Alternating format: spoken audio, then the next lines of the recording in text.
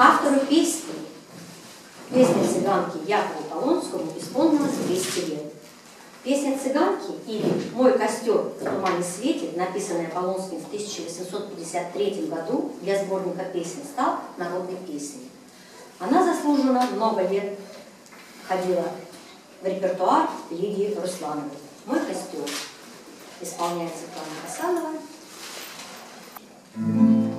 Мой костер в тумане светит, искры гаснут на лету. Ночью нас никто не встретит, мы простимся на мосту. Ночь пройдет и спаса рано, степь далека, милый мой. Я уйду с толпой цыганок за кибиткой кочевой. Я уйду с толпой цыганок за кибиткой кочевой.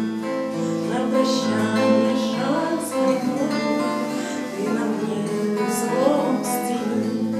Как концы ее с тобою мы сходились в эти дни.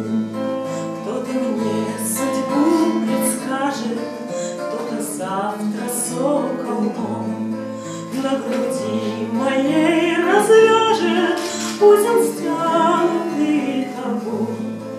На груди моей развяжет узел стянутый тобой. Вспоминай, коли другая, друга милого любя, будет песни петь, играя на коленях у тебя. Мой костер в тумане светит, искры гаснут на лету.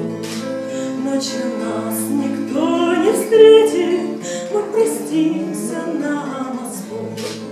Ночью нас никто